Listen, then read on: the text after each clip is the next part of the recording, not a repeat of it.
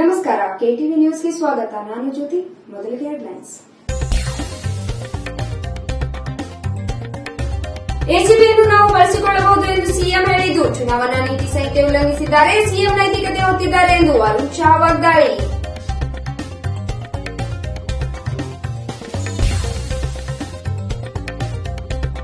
ವಿಜಯಪುರ ಮೀಸಲು ಲೋಕಸಭಾ ಚುನಾವಣಾ ಕಾವು ಜೋರಾಗುತ್ತಿದೆ. ಜಿಲ್ಲೆಯ ಒಳಭಾಗದಲ್ಲಿ 7 ಚೆಕ್ ಪೋಸ್ಟ್, ಜಿಲ್ಲೆಯ ವಿವಿಧ ಗಡಿ ಭಾಗಗಳಲ್ಲಿ ಸುಮಾರು 14 ಚೆಕ್ ಪೋಸ್ಟ್.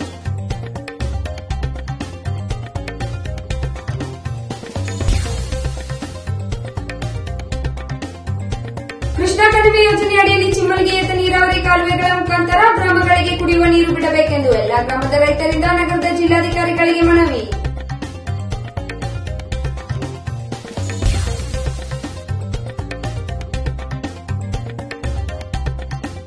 ತಪ್ಪು ಮಾಡಿದವರಿಗೆ ಶಿಕ್ಷೆ ಆಗಲೇಬೇಕು. ಐಟಿ ದಾಳಿಗೆ ಪ್ರತಿಕ್ರಿಯಿಸಿದ ಕೇಂದ್ರ ಸಚಿವ ರಮೇಶ್ ಜಿಗಜಿಣಗಿ.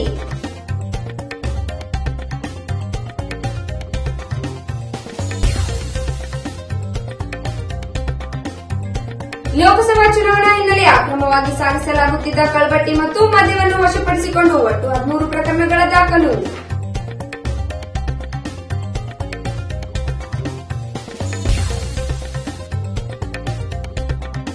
ಶ್ರೀ ಯೋಗೇಶ್ವರಿ ವಿದ್ಯಾಸಂಸ್ಥೆ ಬುರ್ನಾಪುರ 5ರ 7ನೇ ವಾರ್ಷಿಕ ಸ್ನೇಹ ಸಮ್ಮೇಳನ ಶ್ರೀಮತಿ ಶೈಲಜಾ ವಸನಗೌಡ ಪಾಟೀಲ್ ಯತ್ನಾಳರಿಂದ ಉದ್ಘಾಟನೆ.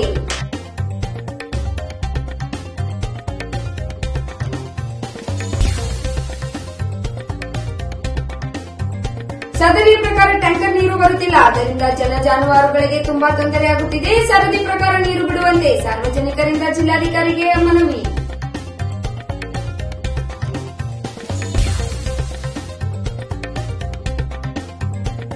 ಹಳೆ ವೈಷಮ್ಯ ಹಿನ್ನೆಲೆ ವ್ಯಕ್ತಿಯ ಬರ್ಬರ ಹತ್ಯೆ. ಯಮನಪ್ಪ ಭಜಂತ್ರಿ ಕೊಲೆಯಾದ ದುರ್ದೈವಿ. ವಿಜಯಪುರ ಜಿಲ್ಲೆಯ ಮುದ್ದೇಬಿಹಾಳ ತಾಲೂಕಿನ ಹಳ್ಳೂರು ಗ್ರಾಮದಲ್ಲಿ ಘಟನೆ.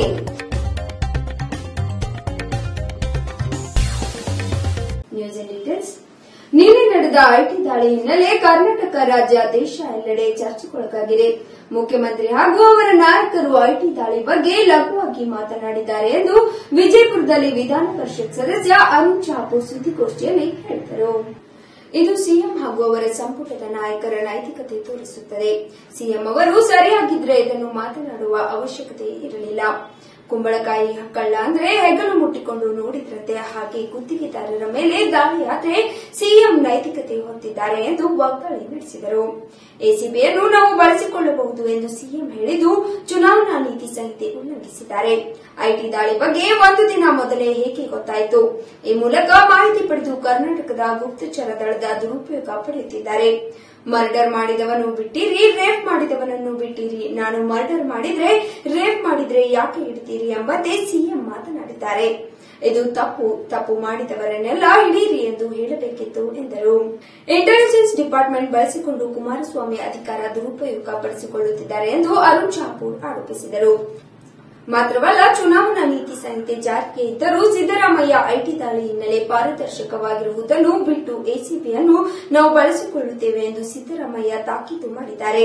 ಇದು ಚುನಾವಣಾ ನೀತಿ ಸಂಹಿತೆ ಉಲ್ಲಂಘನೆ ಮತ್ತು ರಾಜ್ಯದಲ್ಲಿ ಅಧಿಕಾರ ದುರುಪಯೋಗವನ್ನು ಪ್ರತಿನಿಧಿಸುತ್ತದೆ. ಚುನಾವಣಾ ಆಯೋಗದ ಅಧಿಕಾರಿಗಳು ಇದನ್ನು ಗಂಭೀರವಾಗಿ ಪರಿಗಣಿಸಿ ಕ್ರಮ ಕೈಗೊಳ್ಳಬೇಕು ಎಂದು ಶಹಾಪುರ್ ಆಗ್ರಹಿಸಿದರು. ಮುಖ್ಯಮಂತ್ರಿಗಳು ನಾವು ಪಾರದರ್ಶಕವಾಗಿ ಇದ್ದೇವೆ, ಯಾರ ಮನೆ ಮೇಲೂ ಬೇಕಾದರೂ ದಾಳಿ ಮಾಡಿ ಎಂದು ಹೇಳಬೇಕು. ಆದರೆ ಅವರು ಮತ್ತು ಅವರ ಪಕ್ಷದ ನಾಯಕರು ಐಟಿ ದಾಳಿಗೆ ಬಗ್ಗೆ ಹಗುರವಾಗಿ ಮಾತನಾಡುತ್ತಿದ್ದಾರೆ. ಇದು ಅವರಿಗೆ ಶೋಭೆ ತರುವುದಿಲ್ಲ ಎಂದು ವಿಧಾನ ಪರಿಷತ್ ಸದಸ್ಯ ಅರುಣ್ ಶಹಾಪುರ್ ಮಾಧ್ಯಮಗೋಷ್ಠಿಯಲ್ಲಿ ತಿಳಿಸಿದರು. ಮೋದಿ ಅವರು ಕಪ್ಪು ಹಣ ದೇಶಕ್ಕೆ ವಾಪಸ್ ಬಂದರೆ ಪ್ರತಿಯೊಬ್ಬರ ಖಾತೆಗೆ 15 ಲಕ್ಷ ಬರುವುದು ಎಂದಿದ್ದರು. ಖುದ್ದಾಗಿ ತಾನೇ ಖಾತೆಗೆ 15 ಲಕ್ಷ ಹಾಕುತ್ತೇನೆ ಎಂದಿರಲಿಲ್ಲ ಎಂದು ಅರುಣ್ ಶಾ ಸ್ಪಷ್ಟನೆ ನೀಡಿದರು. ಸುದ್ದಿಗೋಷ್ಠಿಯಲ್ಲಿ ಶಾಸಕ ಸೋಮನಗೌಡ ಪಾಟೀಲ್ ಸಾಸ್ನೂರ್, ಜಿಲ್ಲಾ ಬಿಜೆಪಿ ಅಧ್ಯಕ್ಷ ಚಂದ್ರಶೇಖರ್ ಕವಟಗಿ, ಪ್ರಮುಖರಾದ ಡಾ ಸುರೇಶ್ ಬಿರಾದರ್, ವಿಜಯ್ ಜೋಶಿ ಉಪಸ್ಥಿತರಿದ್ದರು. ಸರ್, ನೀವೇ ನನಗೆ ಹೇಳಬೇಕು ಏನಂತ ಹೇಳಿದ್ರೆ, ಒಂದು ಸಂವಿಧಾನಾತ್ಮಕವಾಗಿರುವಂತಹ ಮುಖ್ಯಸ್ಥರು ಅವರು ಒಬ್ರು ಸಚಿವರ ಮನೆ ಮೇಲೆ ಆಗಿದ್ದು ಕೇಳಿದ್ರು, ಅಥವಾ ಆ ಕಾಂಟ್ರಾಕ್ಟರ್ಗಳು ಅಲ್ಲಿ ಸಿಗೋದಕ್ಕೆಲ್ಲದಕ್ಕೂ ಮುಖ್ಯಮಂತ್ರಿಗಳು ಇವತ್ತು ಜವಾಬ್ದಾರಿ ತೆಗೆದುಕೊಳ್ತಾರೆ. ಅಲ್ಲಿ ಏನಾದ್ರೂ ದೊರೆತ್ರೆ ಅವ್ರು ಈಗ ಮೇಲ್ನೋಟಕ್ಕೆ ಸರ್ ದಾಳಿ ಆಗಿದೆ, ಸರಿನೋ ತಪ್ಪೋ ಇನ್ನೂ ಇನ್ಕಮ್ ಟ್ಯಾಕ್ಸ್ ಡಿಪಾರ್ಟ್ಮೆಂಟ್ ಹೇಳಿಲ್ಲ, ಅವ್ರು ತಪ್ಪಿತಸ್ಥರು ಅಂತನೂ ಹೇಳಿಲ್ಲ. ಟು ದಿ ಮ್ಯಾಕ್ಸಿಮಮ್ ಏನಾಗಬಹುದು, ಅವರ ಹಣದ ಹರಿದಾಟಕ್ಕೆ ಅಡೆತಡೆ ನಿರ್ಮಾಣ ಆಗಿರಬಹುದೇ ಹೊರತಾಗಿ ಅದಕ್ಕಿಂತ ಆಚೆಗೆ ಯಾರನ್ನ ಅಪರಾಧಿ ಅಂತ ಇನ್ಕಮ್ ಟ್ಯಾಕ್ಸ್ ಡಿಪಾರ್ಟ್ಮೆಂಟ್ ಹೇಳಿಲ್ಲ. ಇಷ್ಟು ವಶಪಡಿಸಿಕೊಂಡೇವು ಅನ್ನುವಂಥದ್ದು ಎಲ್ಲೂ ಬಹಿರಂಗವಾಗಿಲ್ಲ. ಯಾವ ಕಾರಣದಲ್ಲಿ ಅವರು ಹೋರಾಟ ಮಾಡಿದ್ರು ಅಂತ ಹೇಳಿದ್ರೆ ಅವರ ಕಪ್ಪು ಹಣದ ಓಡಾಟಕ್ಕೆ ಅನಾನುಕೂಲ ಆಗ್ತಂತ ಮಾಡಿದ್ರೆ ಹೊರತಾಗಿ ಅದ್ರ ಆಚೆಗೆ ಯಾವುದೂ ಸಂಗತಿ ಇಲ್ಲ ಸರ್. ಅಂದ್ರೆ ಅವರಿಗೆ ಚುನಾವಣಾ ಸಂದರ್ಭದಲ್ಲಿ ಹಣಕಾಸು ಸರಿಯಾಗಿ ಸರಬರಾಜು ಆಗಲ್ಲ ಅನ್ನೋ ಒಂದು ಇದನ್ನ ಇಟ್ಕೊಂಡು ಪ್ರೊಟೆಸ್ಟ್ ಇಲ್ಲದರೆ ಅವರೇ ಹೇಳ್ಬೇಕು ಈಗ ಅಂತ ನಾನು ಅದಕ್ಕೆ ಹೇಳಿದ್ದು. ಏನಂದ್ರ ಈ ಕಾಂಟ್ರಾಕ್ಟರ್ ಮನಿ ಮೇಲೆ ದಾಳಿ ಆದ್ರ ಮುಖ್ಯಮಂತ್ರಿ ಯಾಕೆ ಬೆದರಬೇಕು?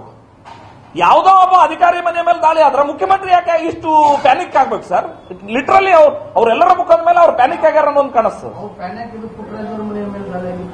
ಸರ್. ಒಬ್ಬರ ಮನೆ ಮೇಲೆ ದಾಳಿ ಆಗಿರೋ ಕಾರಣಕ್ಕಾಗಾದ್ರೆ ಹಂಗಾದ್ರೆ 10 ಜನರ ಮನೆ ಮೇಲೆ ನಮ್ಮೆಲ್ಲ ಈಗ ಹೇಳಿದ್ರಲ್ಲ ಸಿದ್ದೇಶ್ವರ ಮನೆ ಮೇಲೆ ಆಗಿತ್ತು, 10 ಜನರ ಮೇಲೆ ಆಗೇ ಆಗ್ತದೆ. It is routine process. ಅವ್ರು ನೀವು ಅಪರಾಧಿ ಆಗಿರ್ರಿ, ಹಣ ಸಿಕ್ಕದ ಹಿಂಗೇನು ಅನ್ನುವಂತ ಮಾತನ್ನ ಐಟಿ ಡಿಪಾರ್ಟ್ಮೆಂಟ್ ಇನ್ನೂವರೆಗೆ ಏನೂ ತನ್ನ ರಿಲೀಸ್ ಕೊಟ್ಟಿಲ್ಲ, ಪ್ರೆಸ್ ರಿಲೀಸ್ ಹೇಳಿಲ್ಲ. ನಿಮ್ಮ ಮುಖಾಂತರ ಬಂದಾಗ್ಲೇ ಅನ್ನೋ ದೃಢ ಆಗೋದಿಲ್ಲ. ದಾಳಿ ಆದ ತಕ್ಷಣವೇ ಯಾಕೆ ಇಷ್ಟೊಂದು ಬೆದರಿರೋದು ಅಂತ ಬಹಳ ಪ್ರಮುಖ ಸರ್. ಅಲ್ಲೇ ಬಹಳ ಅರ್ಥಪೂರ್ಣವಾಗಿರುವಂತದ್ದು.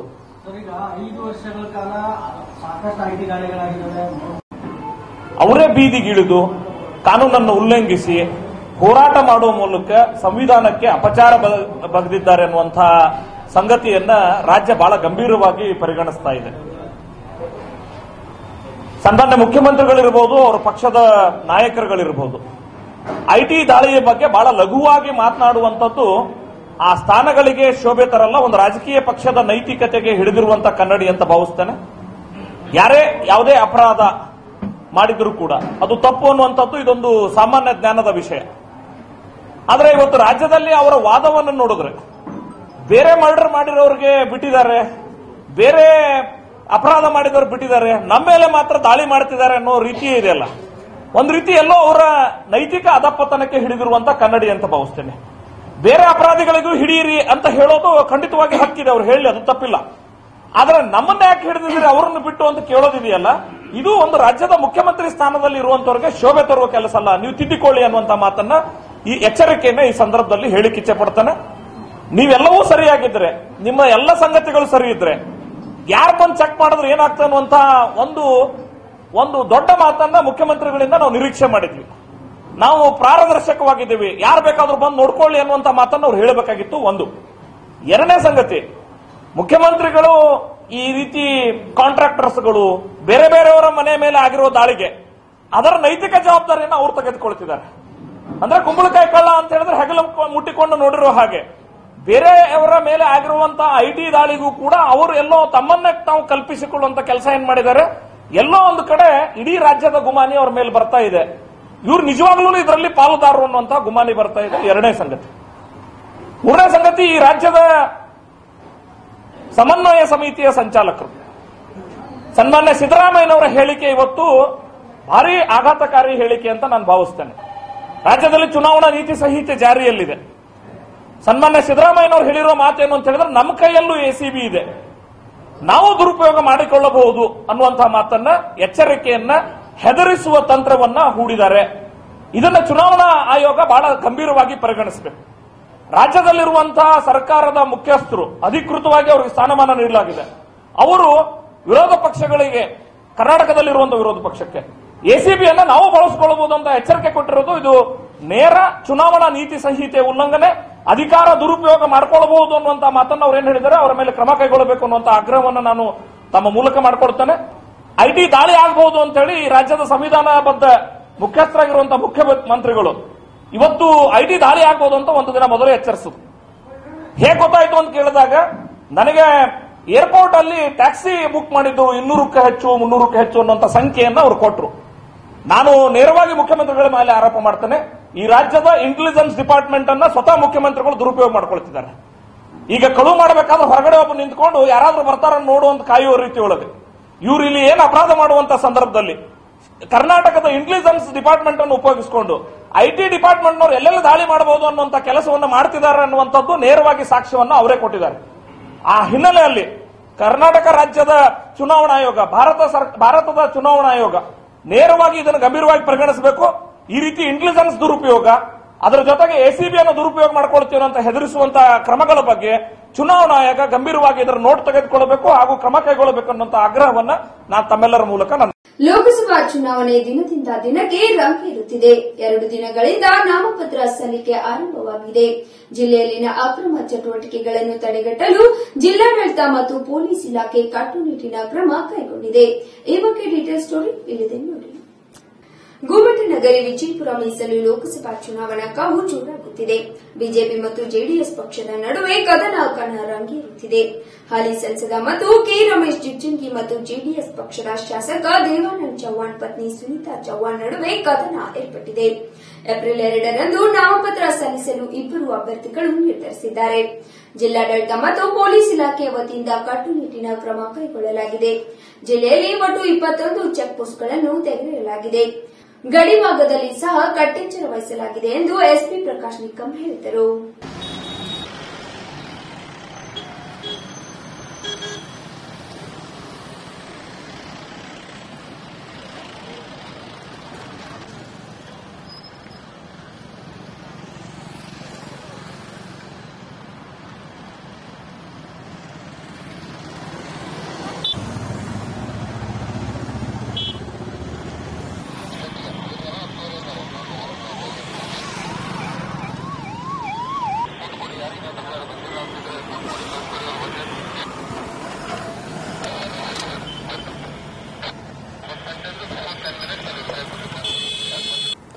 ನಮ್ಮ ವಿಜಯಪುರ ಜಿಲ್ಲೆಯಲ್ಲಿ total 21 check post 21 check post ಶುರು ಆಗಿದೆ. ಅದರಲ್ಲಿ 14 ಚೆಕ್ ಪೋಸ್ಟ್ 14 ಚೆಕ್ ಪೋಸ್ಟ್ ಗಡಿ ಭಾಗದಲ್ಲಿ ಇಂಟರ್ ಸ್ಟೇಟ್ ಚೆಕ್ ಪೋಸ್ಟ್. ಆಮೇಲೆ ಉಳಿದವರು 7 ಚೆಕ್ ಪೋಸ್ಟ್ ಇದ್ದಾರೆ. ಇದು ಎಲ್ಲ ನಮ್ದು ಇಂಟರ್ ಡಿಸ್ಟ್ರಿಕ್ಟ್ ಚೆಕ್ ಪೋಸ್ಟ್ ಇದ್ದಾರೆ.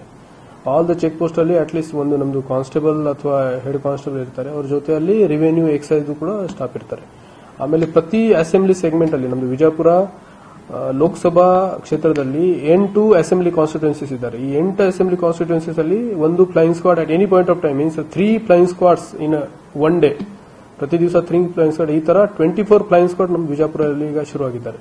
ಫ್ಲೈಯಿಂಗ್ ಸ್ಕ್ವಾಡ್ಸ್ ಅಲ್ಲಿ ಕೂಡ ಎಕ್ಸಿಕ್ಯೂಟಿವ್ ಮ್ಯಾಜಿಸ್ಟ್ರೇಟ್ ನಮ್ಮ ಪೊಲೀಸ್ ಅವರು ಎಲ್ಲ ಇರ್ತಾರೆ. ಅವರು ಎಲ್ಲ ಕಡೆ ಹೋಗಿ ಯಾವ ಕಡೆ ಎಂಸಿಸಿ ವೈಲೇಷನ್ ಆಗ್ತಾ ಇದೆ, ಯಾವ ಕಡೆ ಹಣದ ದುರುಪಯೋಗ ಆಗ್ತಾ ಇದೆ ಇಲೆಕ್ಷನ್ಗೋಸ್ಕರ, ಅದಕ್ಕೋಸ್ಕರ ಅವರು ಎಲ್ಲ ಕಂಪ್ಲೇಂಟ್ ಬಂದ ನಂತರ ಇಮಿಡಿಯೇಟ್ಲಿ ಅವರು ಅಟೆಂಡ್ ಮಾಡ್ತಾರೆ. ಆಮೇಲೆ ನಮ್ಮ ಜಿಲ್ಲೆಯಲ್ಲಿ ಈಗ 30th ಇನ್ನು 2-3 ಡೇಸ್ ಆದ ನಂತರ ಒಂದು KSRP ಕಂಪನಿ ಕೂಡ ಬರ್ತಾ ಇದೆ. ಒಂದು ಕಂಪನಿ ಮೀನ್ಸ್ ಅರೌಂಡ್ 110 ಜನ ಬರ್ತಾರೆ. ಅವರು ಬಂದ ನಂತರ ಇಲ್ಲಿ ನಮ್ದು ರೂಟ್ ಮಾರ್ಚ್, ಪೆಟ್ರೋಲಿಂಗ್ ಎಲ್ಲ ಇನ್ನು ಚೆಕ್ ಪೋಸ್ಟ್ ಅಲ್ಲಿ ಕೂಡ ಕೆಲವು ನಾನು ಅವರದ್ದು ಕೂಡ ಮೇನ್ ಕೊಡ್ತೀನಿ. ಆಮೇಲೆ ಕೆಲವು CPMF ಫೋರ್ಸಸ್ ಕೂಡ ಏಪ್ರಿಲ್ ಫಸ್ಟ್ ವೀಕ್ ಅಲ್ಲಿ ಬರ್ತಾರೆ. ಇದು ಬಂದ ನಂತರ ಎಲ್ಲ ಕಡೆ ಸ್ವಲ್ಪ ನಮ್ದು ಸೆಂಟ್ರಲ್ ಪ್ಯಾರಾಮಿಲಿಟರಿ ಫೋರ್ಸ್ ಅವರು ಚೆಕ್ ಪೋಸ್ಟ್ ಅಲ್ಲಿ ಇರ್ತಾರೆ. ಆಮೇಲೆ ಪೆಟ್ರೋಲಿಂಗ್, ರೂಟ್ ಮಾರ್ಚ್ ಎಲ್ಲ ಕಡೆ ಯೂಸ್ ಆಗ್ತಾ ಇದೆ. ಸೊ ನಮ್ಮ ಜಿಲ್ಲೆಯಲ್ಲಿ ಎಲ್ಲ ಕಡೆ ಈಗ ನಾನು ಸೆಕ್ಯೂರಿಟಿ ಹಾಕಿದ್ದೀನಿ. ಆಮೇಲೆ ಡೈಲಿ ಲಿಕ್ಕರ್ ರೇಡ್ಸ್ ಆಗ್ತಾ ಇದೆ. ಇದುವರೆಗೆ around more than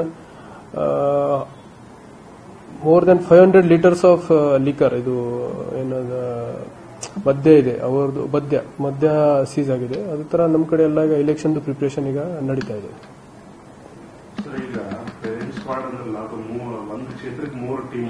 S 8 ಅವರ್ಸ್ಗೆ 1 team, ಈ ತರ 24 ಅವರ್ಸ್ಗೆ 3 ಟೀಮ್ಸ್. ಇನ್ನೂ ಇದು ಆಗಿಲ್ಲ, ಬಟ್ ವಿ ಆರ್ ವರ್ಕಿಂಗ್. ಏನಾದರೂ ನಮಗೆ ಇನ್ಫಾರ್ಮೇಶನ್ ಬಂದ್ರೆ ಏನಾದರೂ ಬಂದ್ರೆ ವಿಲ್ ಸೀಸ್ ದಟ್. ಜಿಲ್ಲೆಯ ಮಹಾರಾಷ್ಟ್ರ ಗಡಿ ಮತ್ತು ಜಿಲ್ಲೆಯ ವಿವಿಧ ಗಡಿ ಭಾಗದಲ್ಲಿ ಸುಮಾರು 14 ಚೆಕ್ ಪೋಸ್ಟ್ಗಳನ್ನು ತೆಗೆಯಲಾಗಿದೆ. ಇನ್ನು ಜಿಲ್ಲೆಯ ಒಳಭಾಗದಲ್ಲಿ 7 ಚೆಕ್ ಪೋಸ್ಟ್ಗಳನ್ನು ಮಾಡಲಾಗಿದೆ. ಚೆಕ್ ಪೋಸ್ಟ್ಗಳಿಗೆ ಸಿಸಿಟಿವಿ ಅಳವಡಿಸಲಾಗಿದೆ. ಸಿಸಿಟಿವಿ ದೃಶ್ಯಗಳನ್ನು ನೇರವಾಗಿ ಡಿಸಿ ಕಚೇರಿಗೆ ಸಂಪರ್ಕಿಸ ಮಾಡಲಾಗಿದೆ. ಡಿಸಿ ಅವರು ಕಚೇರಿಯಲ್ಲಿ ಕುಳಿತು ಚೆಕ್ ಪೋಸ್ಟ್ನಲ್ಲಿ ಆಗು ಹೋಗುವ ಮಾಹಿತಿಯನ್ನು ನೋಡಬಹುದೆಂದು ತಿಳಿಸಿದರು. ಎಲ್ಲ ಕಡೆ ಸಿಸಿಟಿವಿ ಹಾಕಿದ್ದಾರೆ. ಅವರದ್ದು ಸಿಸಿಟಿವಿದು ಏನಿದೆ ಡೈರೆಕ್ಟ್ಲಿ ಅವರದ್ದು ಸ್ಟ್ರೀಮಿಂಗ್ ನಮ್ಮ ಡಿಸಿ ಆಫೀಸ್ ಅಲ್ಲಿ ಒಂದು ಡಿಸಿ ಚೇಂಬರ್ ಹೊರಗಡೆ ಒಂದು ಸ್ಕ್ರೀನ್ ಇದೆ. ಎಲ್ಲ ಕಡೆ ಅವ್ರದ್ದು ಮೀನ್ಸ್ ಎಲ್ಲ ಇವರು ಕಾಣಿಸುತ್ತೆ. ದಟ್ ನಮ್ಮ ಎಲ್ಲ 24 ಚೆಕ್ ಪೋಸ್ಟ್ 21 ಚೆಕ್ ಪೋಸ್ಟ್ ಎಲ್ಲ ಸ್ಟ್ರೀಮಿಂಗ್ ಅಲ್ಲೇ ಡಿಸಿ ಆಫೀಸ್ ಅಲ್ಲಿ ಎಲ್ಲ ರೆಕಾರ್ಡ್ ಆಗ್ತಾ ಇದೆ. ಸೆಂಟ್ರಲ್ ಫೋರ್ಸಸ್ ಈಗ ಬರ್ತಾರೆ. ಒಂದು ಕಂಪನಿ ಬರ್ತಾ ಇದ್ದಾರೆ ನೆಕ್ಸ್ಟ್ 2-3 ಡೇಸ್ ಅಲ್ಲಿ. ಸೆಂಟ್ರಲ್ ಪ್ಯಾರಾಮಿಲಿಟರಿ ಫೋರ್ಸ್ ಅದು ಅವೈಲೇಬಿಲಿಟಿ ಪ್ರಕಾರ ಅವರದ್ದು ಸ್ಪೆಷಲ್ ಟ್ರೈನ್ ಇರ್ತಾರೆ. ಅದು ಪ್ರಕಾರ ಶೆಡ್ಯೂಲ್ ಪ್ರಕಾರ ಕರೆಕ್ಟ್ ಆಗಿ ಬರ್ತಾರೆ. ನಮ್ಮ ಕಡೆ 5-6 ಕಂಪನಿ ಬರ್ಬೋದು ನಮಗೆ. ಒಟ್ಟಾರೆ ಸುಗಮವಾಗಿ ಚುನಾವಣಾ ನಡೆಸಲು ಚುನಾವಣಾ ಆಯೋಗ ಕಟ್ಟುನಿಟ್ಟಿನ ಕ್ರಮ ಕೈಗೊಳ್ಳಲಾಗಿದೆ. ಅಹಿತಕರ ಘಟನೆ ನಡೆಯದಂತೆ ಬಿಗಿ ಪೊಲೀಸ್ ಬಂದೋಬಸ್ತ್ ಮಾಡಲಾಗಿದೆ. ಕೇಂದ್ರದಿಂದ ಸಿಆರ್ಪಿಎಫ್ ಮತ್ತು ಬಿಎಸ್ಎಫ್ ಹೆಚ್ಚುವರಿ ತುಕಡಿಗಳನ್ನು ಕರೆಸಿಕೊಳ್ಳಲಾಗುತ್ತದೆ. ಏಪ್ರಿಲ್ 23ರಂದು ನಡೆಯುವ ಮತದಾನಕ್ಕೆ ಸಕಲ ಸಿದ್ದತೆಗಳನ್ನು ಮಾಡಿಕೊಳ್ಳಲಾಗಿದೆ. ಚೆಕ್ಪೋಸ್ಟ್ಗಳಲ್ಲಿ ಸಾರ್ವಜನಿಕರು ಸಹಕರಿಸಲು ಜಿಲ್ಲಾಡಳಿತ ಜನರಲ್ಲಿ ಜಾಗೃತಿ ಮೂಡಿಸಿದೆ. ಅಪ್ಪರ್ ಕೃಷ್ಣ ಕಣಿವೆ ಯೋಜನೆ ಅಡಿಯಲ್ಲಿ ಚಿಮ್ಮಲ್ಗಿ ಏತ ನೀರಾವರಿ ಕಾಲುವೆಗಳ ಮುಖಾಂತರ ಗ್ರಾಮಗಳಿಗೆ ಕುಡಿಯುವ ಹಾಗೂ ಕಾಲುವೆಗೆ ನೀರು ಹರಿಸುವ ಕುರಿತು ಮತ್ತು ಕೆರೆ ತುಂಬುವ ಯೋಜನೆಯನ್ನು ಕುರಿತು ರೈತರು ಜಿಲ್ಲಾಧಿಕಾರಿಗೆ ಮನವಿ ಸಲ್ಲಿಸಿದರು. ರೈತರು ಹಾಗೂ ಜಾನುವಾರುಗಳಿಗೆ ಕುಡಿಯಲು ನೀರಿನ ತೊಂದರೆ ಬಹಳವಿದ್ದು, ಬೇಗನೆ ಯೋಜನೆಗಳನ್ನು ಹಾಗೂ ಉಳಿದ ಕಾಮಗಾರಿಗಳನ್ನು ತ್ವರಿತವಾಗಿ ಪೂರೈಸಿ ಅನುಕೂಲ ಮಾಡಿಕೊಡಬೇಕು. ಇನ್ನು ಗ್ರಾಮದ ಎಲ್ಲಾ ರೈತರು ಸುಮಾರು ವರ್ಷಗಳಿಂದ ಬೆಳೆ ಪರಿಹಾರವನ್ನು ಪಡೆಯುವ ಸಲುವಾಗಿ ವಿಮಾ ಕಂತಿನ ಹಣವನ್ನು ತುಂಬುತ್ತಲೇ ಬಂದಿದ್ದರು. ಇದುವರೆಗೆ ಸುಮಾರು 2015ರಿಂದ 2018ರವರೆಗೆ ಯಾವುದೇ ಪರಿಹಾರ ದೊರೆತಿಲ್ಲ. ಆದ್ದರಿಂದ ನಮಗೆಲ್ಲ ಪರಿಹಾರ ದೊರಕಿಸಬೇಕೆಂದು ಎಲ್ಲ ಗ್ರಾಮದ ರೈತರು ನಗರದ ಜಿಲ್ಲಾಧಿಕಾರಿಗಳಿಗೆ ತಮ್ಮ ಬೇಡಿಕೆಗಳನ್ನು ಈಡೇರಿಸುವಂತೆ ಮನವಿ ಸಲ್ಲಿಸಿದರು.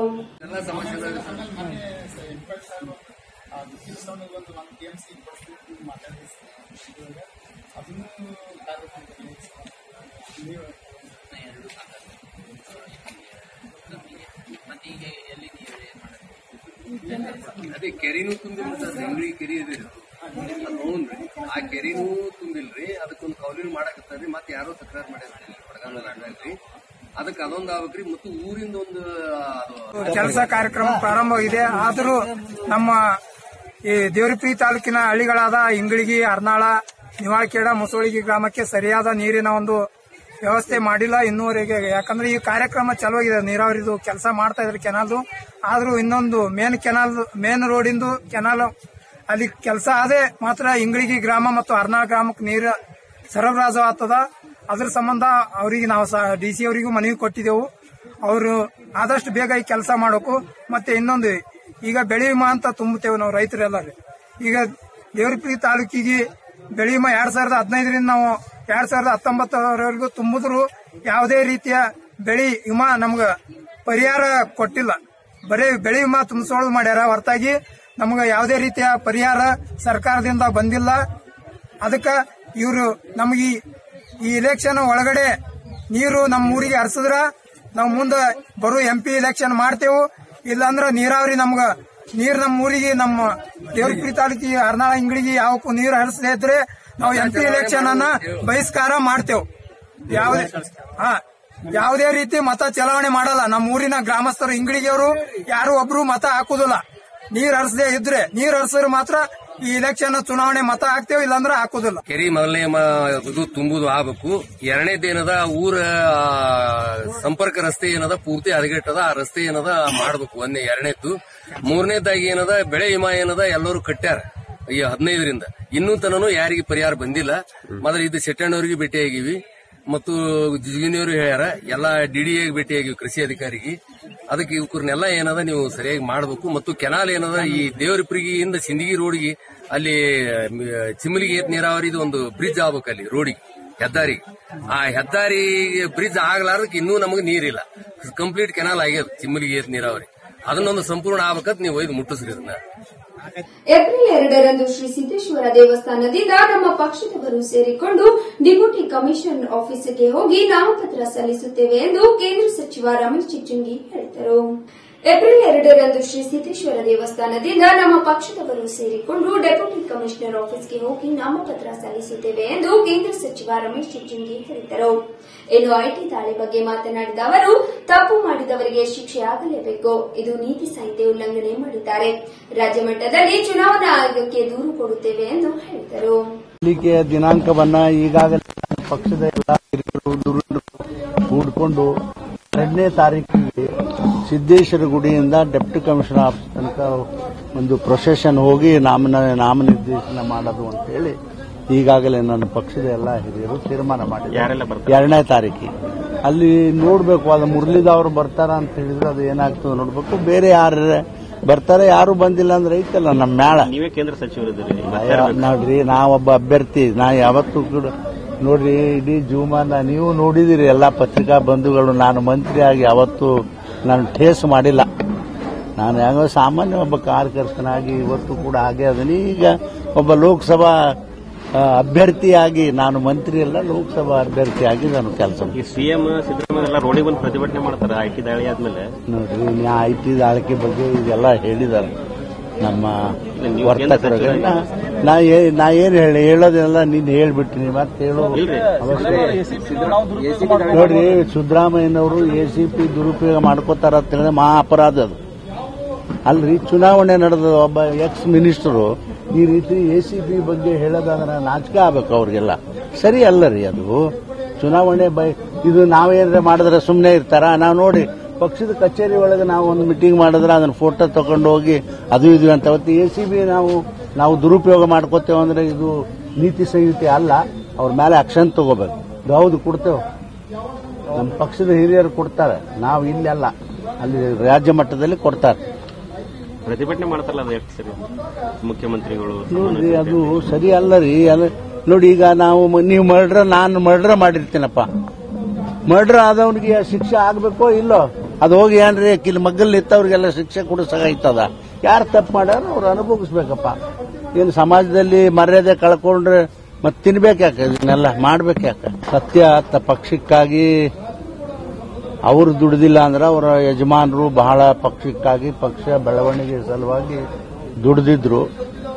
ಆದ್ರೆ ನಮಗೂ ಕೂಡ ಎಮ್ಮನ ಬಗ್ಗೆ ಅನುಕಂಪ ಇದೆ. ಆದ್ರೆ ಪಕ್ಷದ ನಿರ್ಣಯ ಮುಂದೆ ನಾವೇನೂ ಅಲ್ಲ. ಪಕ್ಷದ ನಿರ್ಣಯ ಅದು ನಿರ್ಣಯ. ಯಾರೂ ಅದಕ್ಕೆ ಪ್ರಶ್ನೆ ಮಾಡತಕ್ಕಂತ ಇದು ಇಲ್ಲ, ಅವಶ್ಯಕತೆ ಇಲ್ಲ. ಇದೆಲ್ಲ ಸರಿ ಅಲ್ಲ ರೀ. ಅಧಿಕಾರ ಇವ್ರಿಗೆ ಅದ, ಬೇರೆದವ್ರಿಗೆ ಒಂದಿನ ಅಧಿಕಾರ ಸಿಗ್ತದ ಅನ್ನೋದು ಅರ್ಥ ಮಾಡ್ಕೋಬೇಕು. ಸರಿ ಅಲ್ಲ ಅದು. ನೋಡಿ, ನಾನಂತೂ ಬಹಳ ದೂರ ಅದೀನಪ್ಪ, ನಿಮ್ಮೆಲ್ಲರಿಗೂ ಗೊತ್ತದೆ. ತುಂಬ ರಾಜಕಾರಣ ಬಿಟ್ಟು ಬಹಳ ದೂರ ಅದೀನಿ. ಬಟ್ ಜನರಿಗೆ ಬಿಡೋದು ಇದನ್ನ. ಜನರು ಅವ್ರ ಅಭಿಪ್ರಾಯ ನಿರ್ಣಯ ಏನ್ ಮಾಡ್ತಾರೋ ಜನ ಮಾಡ್ತಾರ, ಅದ ನಾವು ಹೇಳೋದು ಅಲ್ಲ. ಆದ್ರೆ ಒಟ್ಟಾರೆ ಅದು ಆಗಬಾರದು ಅಷ್ಟೇ ನಮ್ಮ ಅಭಿಪ್ರಾಯ. ಲೋಕಸಭಾ ಚುನಾವಣೆ ಹಿನ್ನೆಲೆಯಲ್ಲಿ ಬುಧವಾರ ಅಕ್ರಮವಾಗಿ ಸಾಗಿಸಲಾಗುತ್ತಿರುವ ಕಳ್ಪಟ್ಟಿ ಮತ್ತು ಮದ್ಯವನ್ನು ವಶಪಡಿಸಿಕೊಂಡು ಒಟ್ಟು 13 ಪ್ರಕರಣಗಳನ್ನು ದಾಖಲಿಸಲಾಗಿದೆ. ಬೆಳಗಿ ತಾಲೂಕಿನ ಶಿರ್ಗುಪ್ಪಿ ಗ್ರಾಮದಲ್ಲಿ ದ್ವಿಚಕ್ರ ವಾಹನದ ಮೇಲೆ ಅಕ್ರಮವಾಗಿ ಕಳ್ಪಟ್ಟಿ ಸಾರಾಯನ್ನು ಸಾಗಾಟ ಮಾಡುತ್ತಿರುವಾಗ ಪತ್ತೆ ಹಚ್ಚಿ 20 ಲೀಟರ್ ಕಳ್ಪಟ್ಟಿ ಹಾಗೂ ದ್ವಿಚಕ್ರ ವಾಹನಗಳನ್ನು ವಶಕ್ಕೆ ಪಡೆದು ಪ್ರಕರಣ ದಾಖಲಿಸಲಾಗಿದೆ. ಲೋಕಸಭಾ ಚುನಾವಣೆ ಹಿನ್ನೆಲೆಯಲ್ಲಿ ಬುಧವಾರ ಅಕ್ರಮವಾಗಿ ಸಾಗಿಸಲಾಗುತ್ತಿರುವ ಕಳ್ಪಟ್ಟಿ ಮತ್ತು ಮದ್ಯವನ್ನು ವಶಪಡಿಸಿಕೊಂಡು ಒಟ್ಟು 13 ಪ್ರಕರಣಗಳನ್ನು ದಾಖಲಿಸಲಾಗಿದೆ. ಬೆಳಗಿ ತಾಲೂಕಿನ ಶಿರ್ಗುಪ್ಪಿ ಗ್ರಾಮದಲ್ಲಿ ದ್ವಿಚಕ್ರ ವಾಹನದ ಮೇಲೆ ಅಕ್ರಮವಾಗಿ ಕಳ್ಪಟ್ಟಿ ಸಾರಾಯಿಯನ್ನು ಸಾಗಾಟ ಮಾಡುತ್ತಿರುವಾಗ ಪತ್ತೆ ಹಚ್ಚಿ 20 ಲೀಟರ್ ಕಳ್ಪಟ್ಟಿ ಹಾಗೂ ದ್ವಿಚಕ್ರ ವಾಹನವನ್ನು ವಶಕ್ಕೆ ಪಡೆದು ಪ್ರಕರಣ ದಾಖಲಿಸಲಾಗಿದೆ. ಕುಂದರ್ಗಿ ಗ್ರಾಮದಲ್ಲಿ ದ್ವಿಚಕ್ರ ವಾಹನದ ಮೇಲೆ ಅಕ್ರಮವಾಗಿ ಕಳ್ಪಟ್ಟಿ ಸಾರಾಯಿ ಸಾಗಾಟ ಮಾಡುತ್ತಿರುವಾಗ 6 ಲೀಟರ್ ಕಳ್ಪಟ್ಟಿ ಸಾರಾಯಿ ಹಾಗೂ ದ್ವಿಚಕ್ರ ವಾಹನ ಜಪ್ತಿ ಮಾಡಲಾಗಿದೆ. ಕನ್ಗಲ್ ಕ್ರಾಸ್ನಲ್ಲಿ ದ್ವಿಚಕ್ರ ವಾಹನದ ಮೇಲೆ ಅಕ್ರಮವಾಗಿ ಮದ್ಯವನ್ನು ಸಾಗಿಸುತ್ತಿರುವಾಗ 10.800 ಲೀಟರ್ ಮದ್ಯವನ್ನು ಹಾಗೂ ದ್ವಿಚಕ್ರ ವಾಹನ ಜಪ್ತಿ ಮಾಡಲಾಗಿದೆ. 6,480 ರೂಪಾಯಿ ಮೌಲ್ಯದ ಮದ್ಯವಾಗಿದೆ. ಕನ್ಗಲ್ ಇಲ್ಕಲ್ ರಸ್ತೆ ಮಧ್ಯೆ ದ್ವಿಚಕ್ರ ವಾಹನದ ಮೇಲೆ ಅಕ್ರಮವಾಗಿ ಸಾಗಿಸುತ್ತಿರುವ 7.800 ಲೀಟರ್ ಮದ್ಯ ಹಾಗೂ ದ್ವಿಚಕ್ರ ವಾಹನವನ್ನು ಜಪ್ತಿ ಮಾಡಿ ಪ್ರಕರಣ ದಾಖಲಿಸಲಾಗಿದೆ ಎಂದು ಅಬಕಾರಿ ಉಪಾಯುಕ್ತರು ತಿಳಿಸಿದ್ದಾರೆ. ಶ್ರೀ ಯೋಗೇಶ್ವರಿ ವಿದ್ಯಾಸಂಸ್ಥೆ ಗುರ್ನಾಪುರ ಇದರ 7ನೇ ವಾರ್ಷಿಕ ಸ್ನೇಹ ಸಮ್ಮೇಳನ ನಡೆಯಿತು. ಕಾರ್ಯಕ್ರಮದ ಉದ್ಘಾಟನೆಯನ್ನು ಶ್ರೀಮತಿ ಶೈಲಜಾ ಬಸವನಗೌಡ ಪಾಟೀಲ್ ಯತ್ನಾಳ್ ವಹಿಸಿದ್ದರು. ವೀರ ಯೋಧ ದಿವಂಗತ ಪರಶುರಾಮ್ ಹನುಮಂತ ಕ್ಯಾತನವರ ಧರ್ಮಪತ್ರಿಕೆ ತುಲಾಭಾರ ಕಾರ್ಯಕ್ರಮ ನೆರವೇರಿಸಲಾಯಿತು.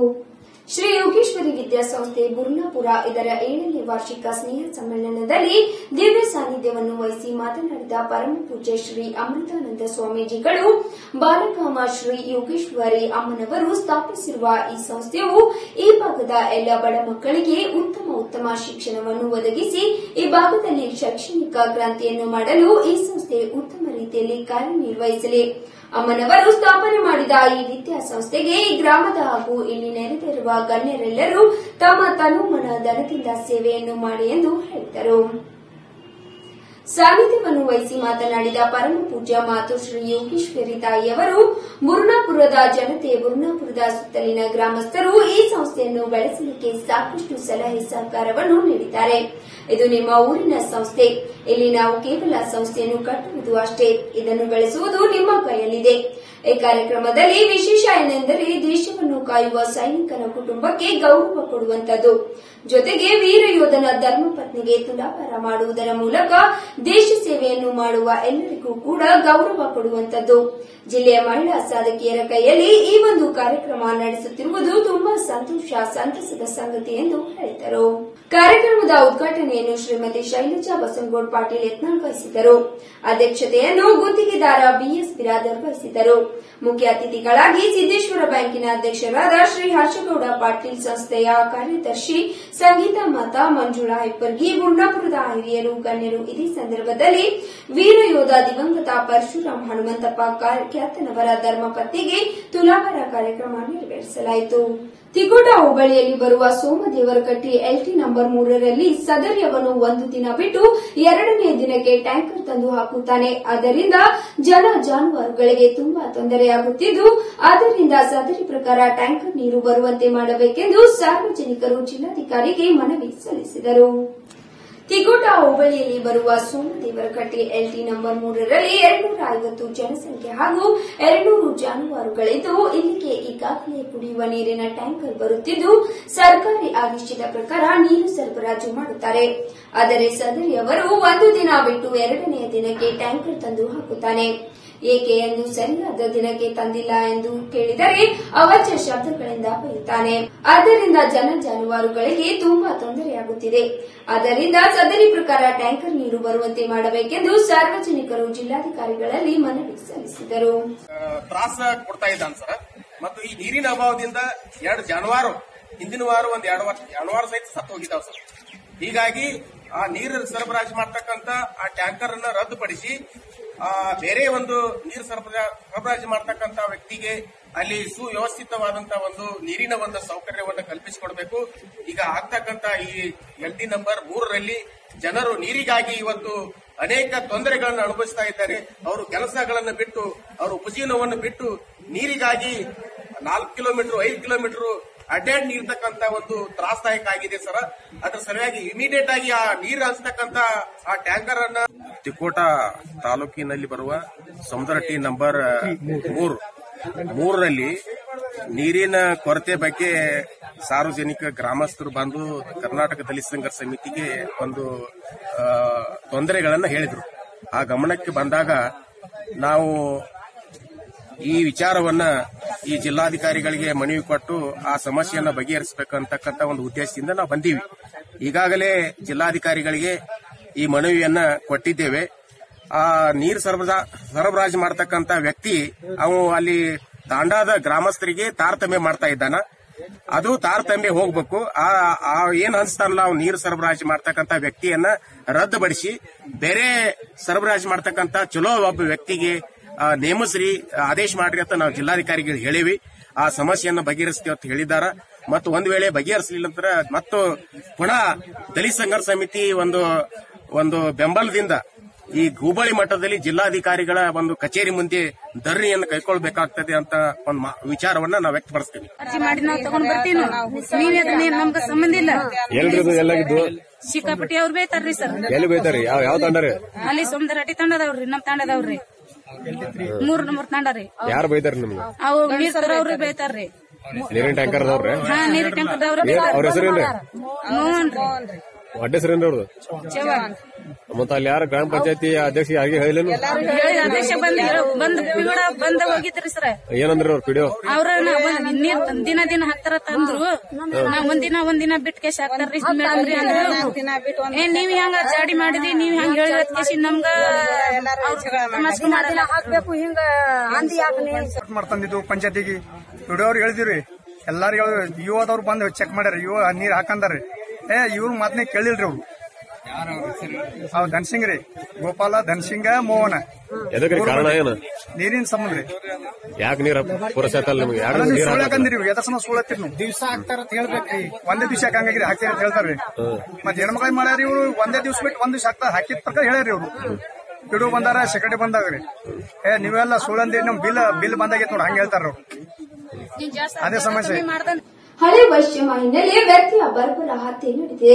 ಕೊಡಲಿಯಿಂದ ಕೊಚ್ಚಿ ಬರ್ಬರ ಕೊಲೆ ಮಾಡಲಾಗಿದೆ. ವಿಜಯಪುರ ಜಿಲ್ಲೆಯ ಮುದ್ದೇಬಿಹಾಳ್ ತಾಲೂಕಿನ ಕಳ್ಳೂರು ಗ್ರಾಮದಲ್ಲಿ ಈ ಘಟನೆ ನಡೆದಿದೆ. ಹಳೆ ವೈಷಮ್ಯ ಹಿನ್ನೆಲೆ ವ್ಯಕ್ತಿಯ ಬರ್ಬರ ಹತ್ಯೆ ನಡೆದಿದೆ. ಕೊಡಲಿಯಿಂದ ಕೊಚ್ಚಿ ಬರ್ಬರ ಕೊಲೆ ಮಾಡಲಾಗಿದೆ. ವಿಜಯಪುರ ಜಿಲ್ಲೆಯ ಮುದಿಬ್ಯಾಳ್ ತಾಲೂಕಿನ ಹಳ್ಳೂರು ಗ್ರಾಮದಲ್ಲಿ ಘಟನೆ ನಡೆದಿದೆ. 60 ವರ್ಷದ ಯಮನಪ್ಪ ಭಜಂತ್ರಿ ಕೊಲೆಯಾದ ದುರ್ದೈವಿ. 60 ವರ್ಷದ ಸಾಬಣ್ಣ ಉಕ್ಲಿ ಎಂಬುವರಿಂದ ಕೊಡಲಿಯಿಂದ ಕೊಚ್ಚಿ ಕೊಲೆ ಮಾಡಲಾಗಿದೆ. ಆರೋಪಿ ಸಾಬಣ್ಣನನ್ನು ಪೊಲೀಸರು ವಶಕ್ಕೆ ಪಡೆದಿದ್ದಾರೆ. ಈ ಕುರಿತು ಮುದಿಬ್ಯಾಳ ಪೊಲೀಸ್ ಠಾಣೆಯಲ್ಲಿ ಪ್ರಕರಣ ದಾಖಲಾಗಿದೆ. ಕೊನೆಯಲ್ಲಿ ಮತ್ತೊಮ್ಮೆ ಹೆಡ್ಲೈನ್ಸ್.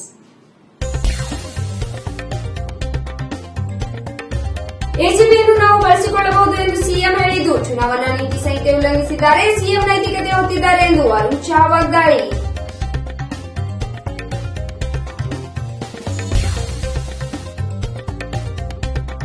ವಿಜಯಪುರ ಮೀಸಲು ಲೋಕಸಭಾ ಚುನಾವಣಾ ಕಾವು ಜೋರಾಗುತ್ತಿದೆ. ಜಿಲ್ಲೆಯ ಒಳಭಾಗದಲ್ಲಿ 7 ಚೆಕ್ ಪೋಸ್ಟ್, ಜಿಲ್ಲೆಯ ವಿವಿಧ ಗಡಿ ಭಾಗಗಳಲ್ಲಿ ಸುಮಾರು 14 ಚೆಕ್ ಪೋಸ್ಟ್.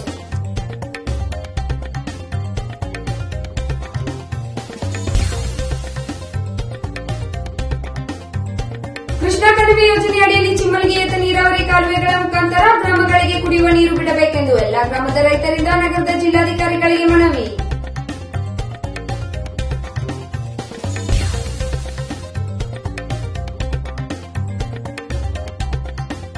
ತಪ್ಪು ಮಾಡಿದವರಿಗೆ ಶಿಕ್ಷೆ ಆಗಲೇಬೇಕು. ಐಟಿ ದಾಳಿಗೆ ಪ್ರತಿಕ್ರಿಯಿಸಿದ ಕೇಂದ್ರ ಸಚಿವ ರಮೇಶ್ ಜಿಗಜಿಣಗಿ.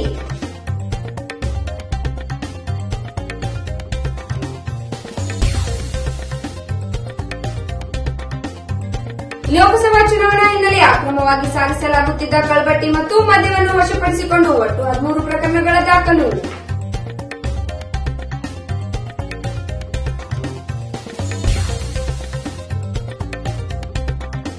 ಶ್ರೀ ಯೋಗೇಶ್ವರಿ ವಿದ್ಯಾಸಂಸ್ಥೆ ಗುರುನಾಪುರ ಇದರ 7ನೇ ವಾರ್ಷಿಕ ಸ್ನೇಹ ಸಮ್ಮೇಳನ ಶ್ರೀಮತಿ ಶೈಲಜಾ ವಸಂತಗೌಡ ಪಾಟೀಲ್ ಯತ್ನಾಳರಿಂದ ಉದ್ಘಾಟನೆ.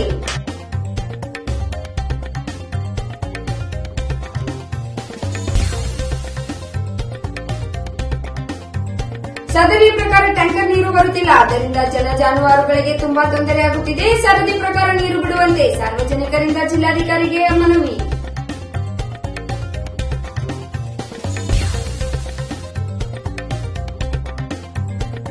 ಹಳೆ ವೈಷಮ್ಯ ಹಿನ್ನೆಲೆ ವ್ಯಕ್ತಿಯ ಬರ್ಬರ ಹತ್ಯೆ. ಯಮನಪ್ಪ ಭಜಂತ್ರಿ ಕೊಲೆಯಾದ ದುರ್ದೈವಿ. ವಿಜಯಪುರ ಜಿಲ್ಲೆಯ ಮುದ್ದೇಬಿಹಾಳ ತಾಲೂಕಿನ ಹಳ್ಳೂರು ಗ್ರಾಮದಲ್ಲಿ ಘಟನೆ.